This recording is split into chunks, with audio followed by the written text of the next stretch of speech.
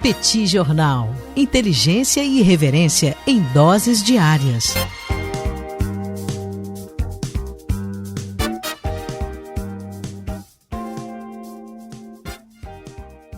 Olá, gente. Bem-vindos, bem-vindas ao Petit Jornal. Esse é o bate-papo número 1125. Estamos gravando numa live no YouTube do Petit Jornal. São exatamente 19 horas e 15 minutos da segunda-feira, 10 de agosto de 2026. Cá está a dupla de costume, a dupla que você conhece de cor. Tanguy, o Bagdadi animado, contente, preparado, revigorado, resiliente, retumbante, descansado, tarifado. Quantas tarifas! Perdi a conta. Perdi a conta de quantas tarifas foram impostas ao professor Bagdadi no passado recente. Diante disso, ele deprimiu. Diante disso, ele se entregou ao vício do brigadeiro de colher de madrugada.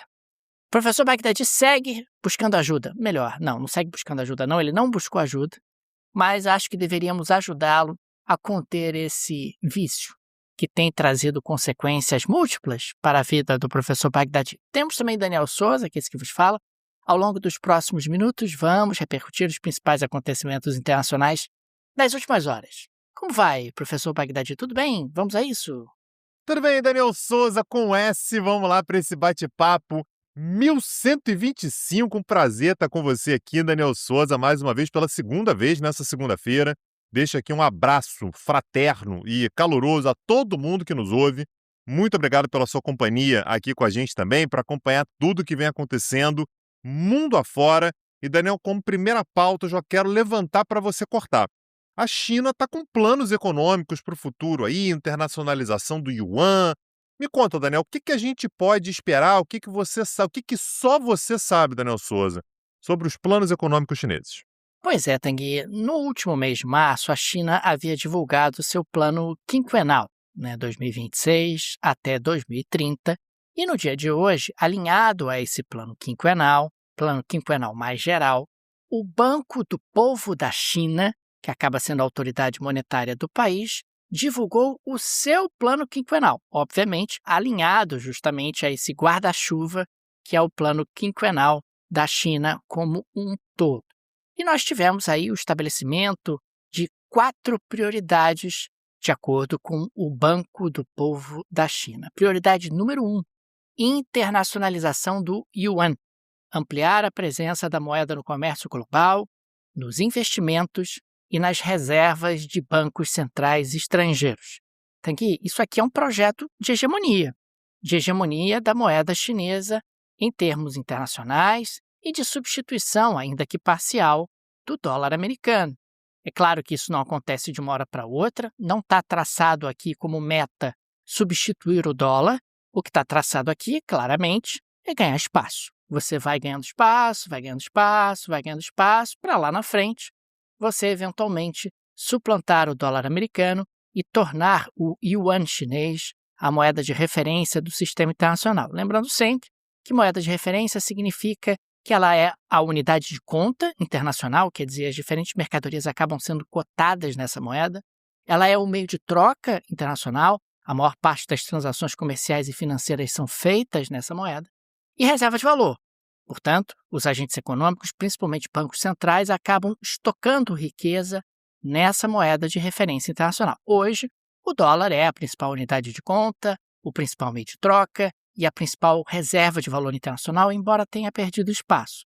Mas existe esse projeto por parte dos chineses de gradualmente tomar espaço dos americanos e, quem sabe, lá na frente, tornar a moeda chinesa essa moeda de referência em termos globais. Então, essa é a prioridade número 1 do Banco do Povo da China.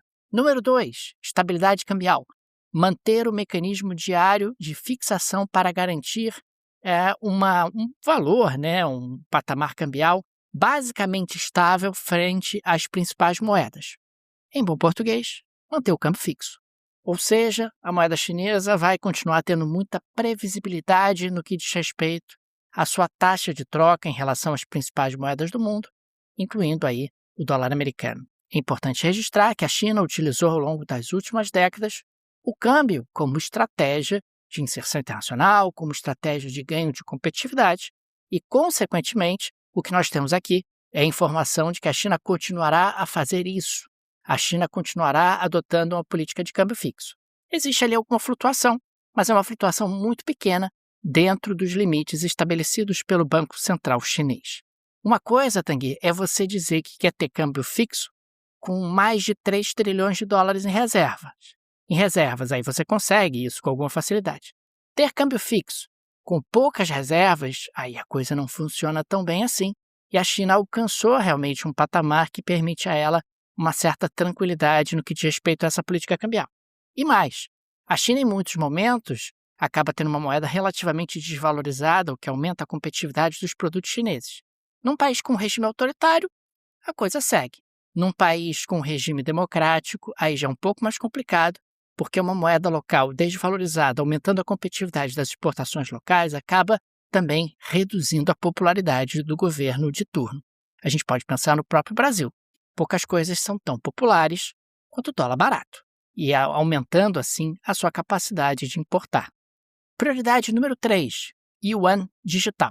Escalar os programas piloto domésticos e expandir a infraestrutura para transações transfronteiriças. Nesse sentido, é a China tentando aí também manter a vanguarda em termos do sistema financeiro internacional através desse esforço de Yuan Digital. Lembrando que o Brasil também tem um projeto do Real Digital e outros países acabam tendo aí projetos de digitalização das suas moedas, que seria um passo tecnológico mais avançado para que você tivesse aí sistemas monetários um pouco mais sofisticados. E prioridade número 4, abertura financeira. Avançar na abertura de alto nível do setor financeiro chinês com controle de riscos sistêmicos. Em bom português, a China quer receber cada vez mais capital estrangeiro, mais devagar, com cuidado, sob a supervisão e administração do Banco Central da China. São projetos, Tanguy, e prioridades muito alinhadas ao que a China vem fazendo ao longo dos últimos tempos. E a China tem isso, ela não dá cavalo de pau, ela não surpreende muito, ela acaba tendo ali uma linha mestra que acaba sendo seguida, e nesse caso em particular, temos essas 4 grandes prioridades que foram divulgadas hoje pelo Banco do Povo da China.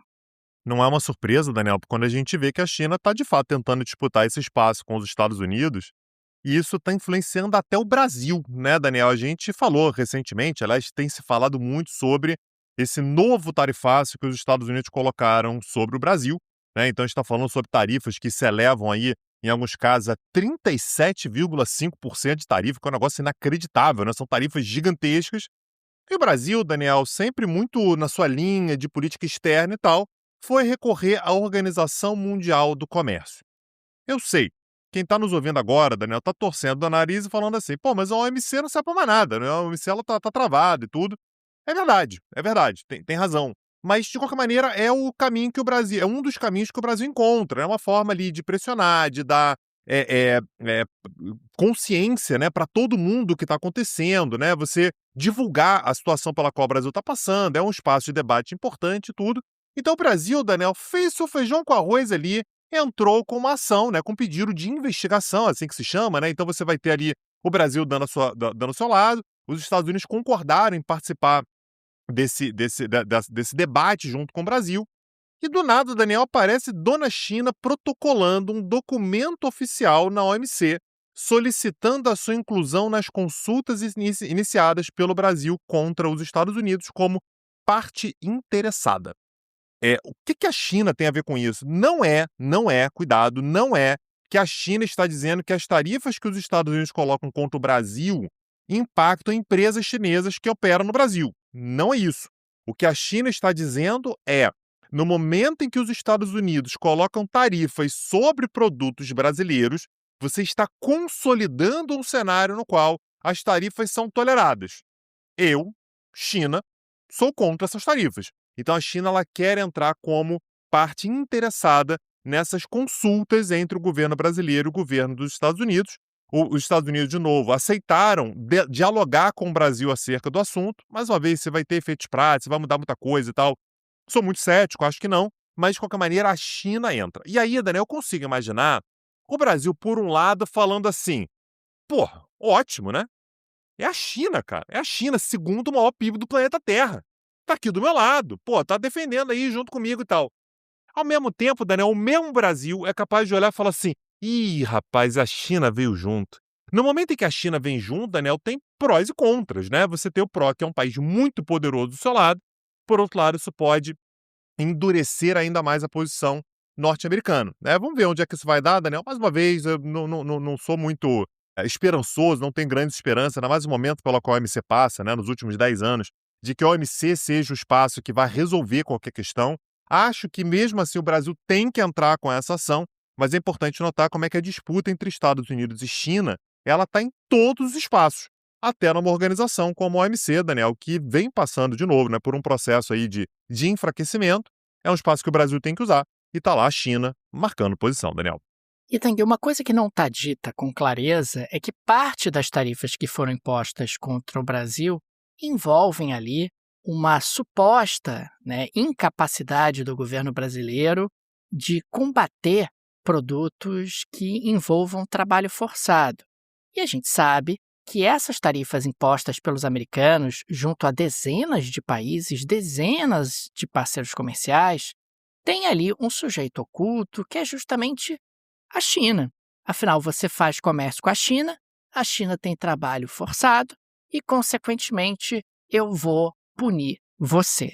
Os chineses têm adotado ali realmente um mecanismo de diversificação dos seus parceiros comerciais, algo que tem sido muito bem sucedido, alguém que tem trazido consequências positivas para a China, que no ano passado, inclusive, teve o maior superávit comercial de sua história, apesar de ter tido uma queda no comércio com os Estados Unidos, que ainda são os maiores parceiros comerciais dos chineses. Esse é um elemento que também motiva os chineses a entrar nessa briga, né? Além de, obviamente, dar o braço ao Brasil nesse momento, como quem diz: Brasil, eu tô aqui. Oh, Brasil, Estados Unidos aí te tratando mal, né? Mas eu tô aqui porque verdadeiros amigos abraçam, dão o braço a verdadeiros amigos em momentos de dificuldade. Daniel, eu queria trazer como próxima pauta o Oriente Médio. A gente acompanhou também muito de perto aqui aquele plano que foi divulgado em junho por Donald Trump para resolver a questão da faixa de Gaza. A gente falou aqui sobre o documento de 15 pontos que foi apresentado por Donald Trump com a maneira de resolver a questão de Gaza de maneira definitiva.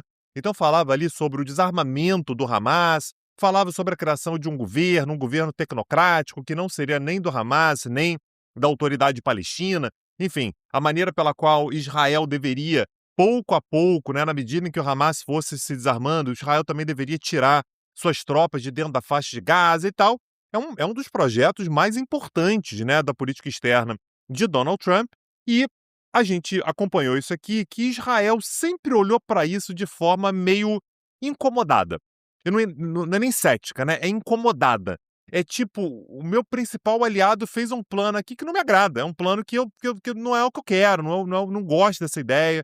Eu queria combater o Hamas, eu não quero ficar fazendo acordo com o Hamas, eu não quero que o Hamas diga que vai se desarmar, porque eu não acredito que ele vai se desarmar.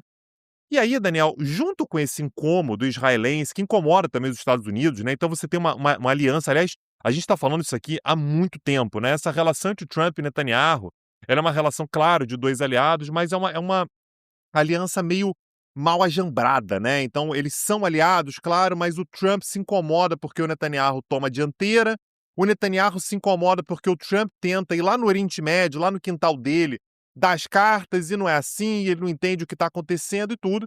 Então, e a gente tem que somar isso tudo, o fato de que tem eleições que estão chegando em Israel. As eleições gerais em Israel acontecem no dia 27 de outubro. É a primeira eleição em Israel desde o outubro de 2023, quando o cenário mudou completamente com aqueles ataques do Hamas a Israel e toda a reação israelense, principalmente contra a faixa de Gaza. O resultado disso tudo, Daniel, foi que hoje o governo de Benjamin Netanyahu reiterou publicamente, aliás, foi no dia de ontem, né? Foi no domingo, a sua rejeição ao plano de 15 pontos de Donald Trump. Não foi, acho que pode melhorar. Não foi, tem minhas críticas. Não foi, vou dar um voto de confiança, mas se der errado, eu vou agir do jeito que eu quiser. Foi, Israel está dizendo que não aceita o documento de 15 pontos e que o governo de Israel vai se manter firme contra pontos inaceitáveis da proposta. Daniel, a gente tem um ponto aqui muito importante que é os dois principais aliados nessa treta toda, nessa questão toda, envolvendo faixa de Gaza, envolvendo a luta contra o Hamas, que são os Estados Unidos e Israel, não estão alinhados um com o outro. A gente sabe, Daniel, que o Netanyahu ele tem uma motivação que é, de novo, a eleição vai acontecer daqui a pouco, e está muito claro qual é a estratégia do Netanyahu. O Netanyahu não está tentando um governo de união nacional. Ele não está tentando se fazer popular entre aqueles que querem a paz. Danem-se eles. Esses caras não vão votar em mim de qualquer maneira. Ele quer mobilizar a base dele. E a base dele é uma base radicalizada, uma base que puxa cada vez mais para essa direita nacionalista religiosa que vê com bons olhos a ideia de combater o Hamas até o fim, mesmo que para isso você tenha que contrariar o seu principal aliado, que são os Estados Unidos. Ainda não tivemos uma resposta dos Estados Unidos com relação a essa rejeição, mas, na prática, Daniel, a gente não consegue imaginar os Estados Unidos implementando os 15 pontos à revelia da posição israelense. E também não dá para imaginar os Estados Unidos simplesmente aceitando que Israel não concorde com o plano feito pelo todo-poderoso Donald Trump, que fez o plano magnânimo do jeito que ele queria, sem qualquer tipo de consequência. A gente vai ter que acompanhar, a gente vai acompanhar todos os passos aqui daqui para frente, mas esse é um ponto muito importante para o Oriente Médio contemporâneo, e a gente vai ter que ver como é que vai ficar essa relação entre Estados Unidos e Israel, Daniel. Tanguy, falando ainda sobre Oriente Médio, permanece o impasse entre Estados Unidos e Irã. De um lado, nós temos ali os americanos que bloqueiam o Estreito de Hormuz para a saída de petróleo proveniente do Irã, Estados Unidos que não querem que os iranianos controlem o Estreito de Hormuz, não querem que os iranianos cobrem qualquer tipo de direito de passagem, pedágio, tarifa ou qualquer coisa dessa natureza. E do outro lado, temos os iranianos que condicionam ali a reabertura do Estreito de Hormuz a uma série de exigências, e duas delas são as principais. A primeira é que os americanos saiam dali, retirem justamente o bloqueio que está sendo imposto, aquela camada de bloqueio que está sendo imposta pelos próprios americanos através da sua marinha. E, em segundo lugar, que os americanos paguem indenizações pelos danos de guerra. E aí complica, né, Tanguy? A gente está falando de dois lados que continuam muito distantes, né? São dois momentos completamente diferentes, completamente distintos. Os iranianos, num certo sentido, consideram que não tem pressa e que os americanos permaneçam ali. É uma guerra meio permanente, né, que se estabeleceu no Estreito de Hormuz. E olha que a situação iraniana também não é confortável. Nenhum petroleiro foi carregado na ilha de Karg, responsável por cerca de 9 em cada 10 barris de petróleo exportado pelo Irã, há pelo menos uma semana.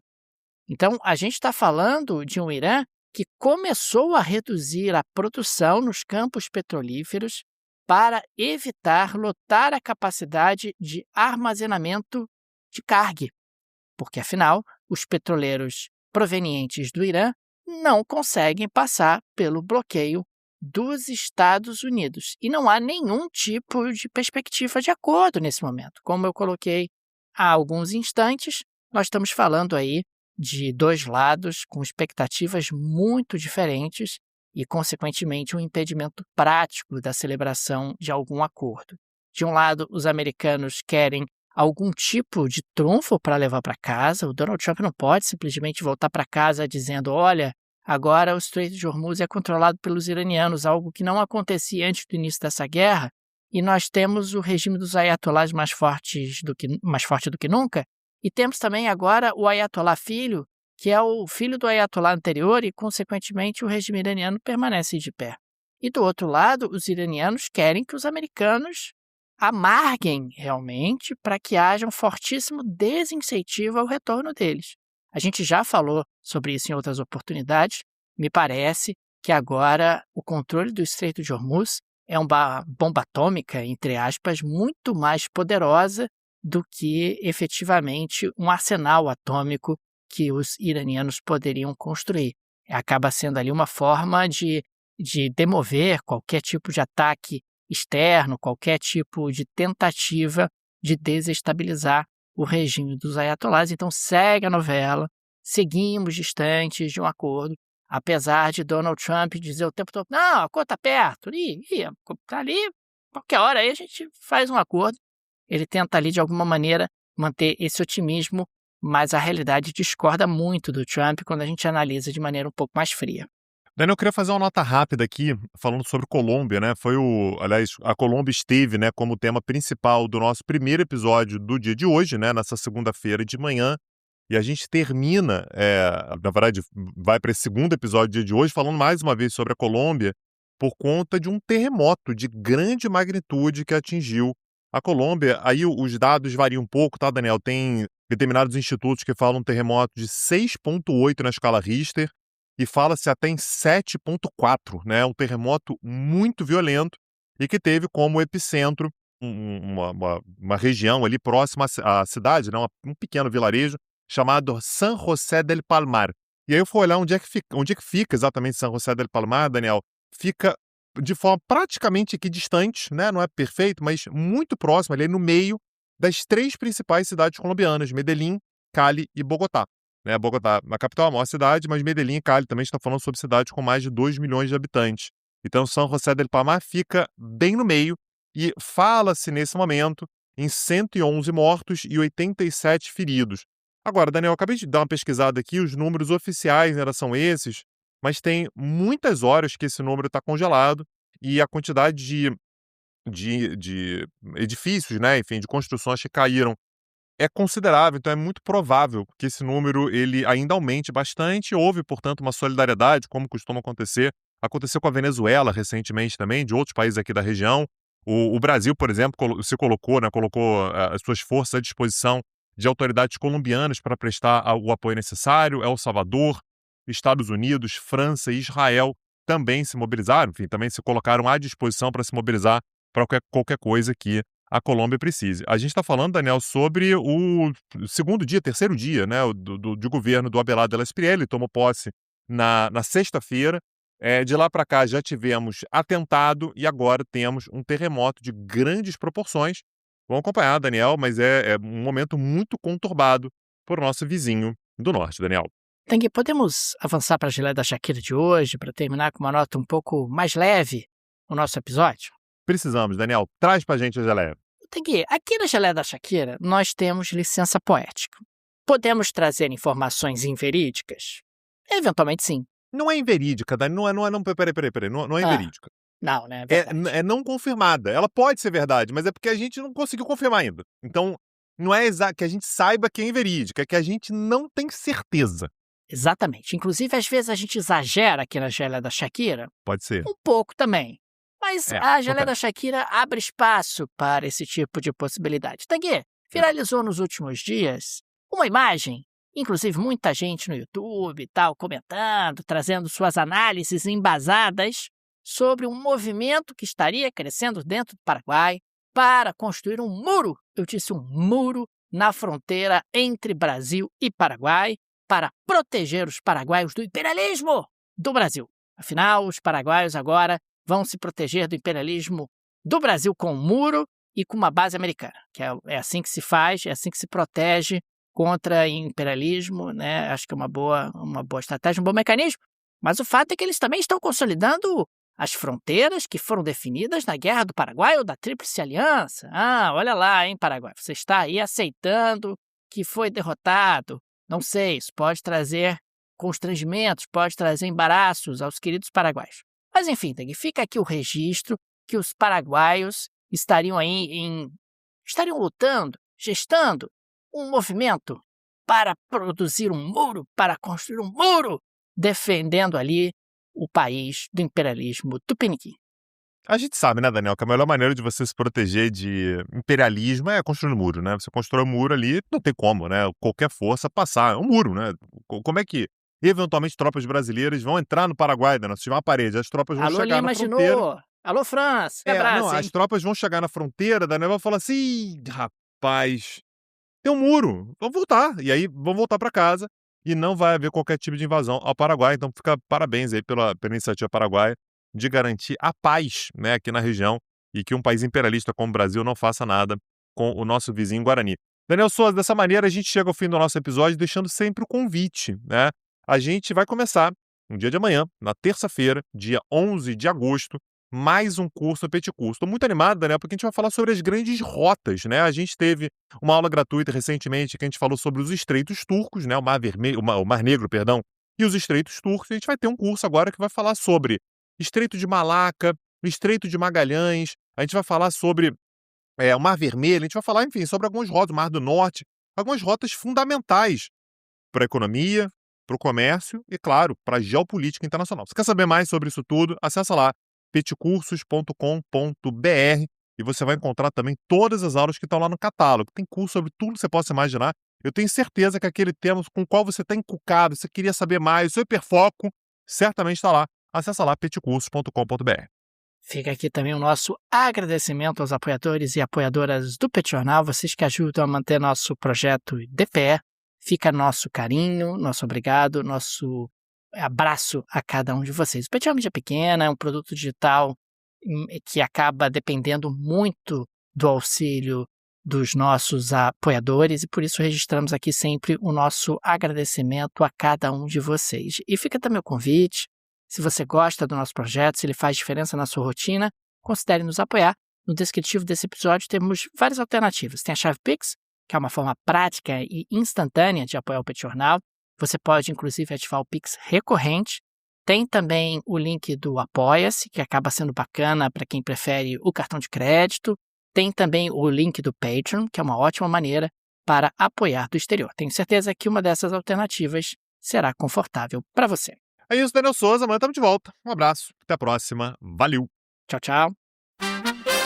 Petit Jornal. Inteligência e irreverência em doses diárias.